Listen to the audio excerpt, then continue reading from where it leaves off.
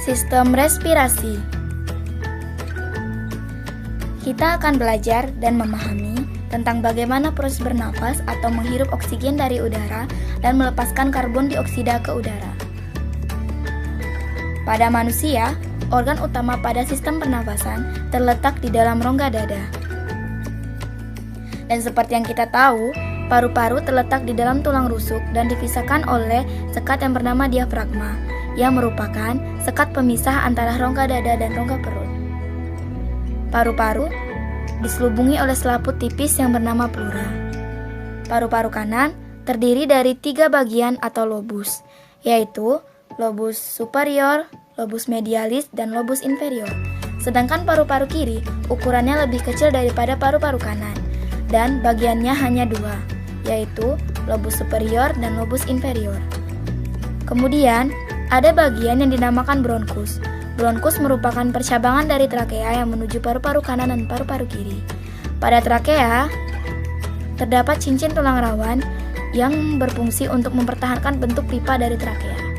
Kemudian, ada bagian yang dinamakan faring yang merupakan penghubung antara lubang hidung dan trakea. Pada saat bernafas, molekul oksigen akan masuk melewati lubang hidung dan akan menuju paru-paru, melewati faring, kemudian trakea, dan akan diteruskan ke paru-paru melewati bronkus. Udara dari dalam bronkus akan diteruskan menuju alveolus melewati cabang bronkus yang dinamakan bronkiolus. Dari dalam bronkiolus, udara akan diteruskan menuju ke alveolus untuk terjadi pertukaran antara oksigen dan karbon dioksida. Alveolus dikelilingi oleh banyak pembuluh kapiler. Alveolus terdiri dari ruangan-ruangan kecil yang dinamakan dengan ruangan alveolus. Di dalam ruangan alveolus terdapat banyak pori-pori. Pada pembuluh kapiler terdapat banyak sel darah merah yang nantinya akan mengikat molekul oksigen. Sehingga molekul oksigen dari dalam alveolus berdifusi keluar menuju pembuluh kapiler dan akan diserap oleh sel darah merah. Sehingga sel darah merah yang tadinya berwarna keunguan akan berubah warna menjadi merah karena adanya kandungan oksigen. Oksigen selanjutnya diedarkan ke seluruh tubuh oleh sel darah merah melewati pembuluh-pembuluh darah. Sedangkan molekul karbon dioksida akan berdifusi ke dalam alveolus dan akan berkumpul di dalam ruangan alveolus. Kemudian, karbon dioksida akan dikeluarkan keluar tubuh melewati cabang bronkus yaitu bronkiolus, kemudian melewati bronkus,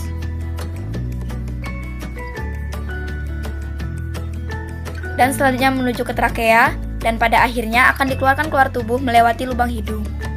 Proses menghirup udara dari luar atau menghirup oksigen dinamakan dengan proses inspirasi, di mana otot diafragma berelaksasi sehingga udara dari luar masuk ke dalam tubuh, ke dalam paru-paru, dan kemudian terjadi pertukaran antara oksigen dan karbon dioksida di dalam alveolus.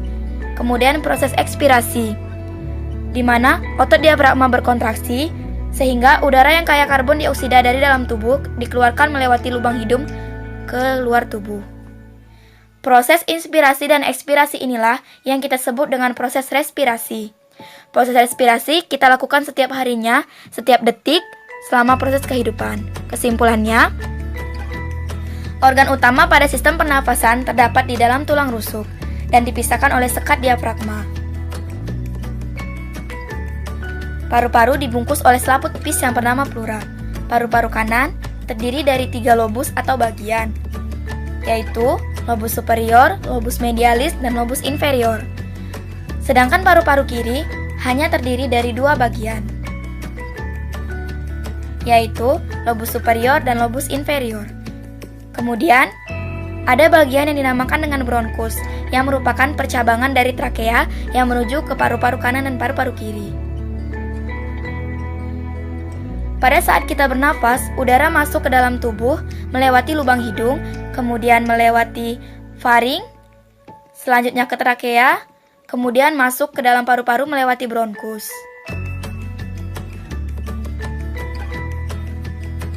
Selanjutnya, udara akan diteruskan ke dalam alveolus melewati bronkiolus, kemudian masuk ke dalam alveolus, yang dikelilingi oleh pembuluh kapiler. Sel darah merah di pembuluh kapiler akan menyerap oksigen dari alveolus yang berdifusi keluar. Sehingga sel darah merah yang tadinya berwarna keunguan akan menjadi sedikit lebih merah karena adanya oksigen.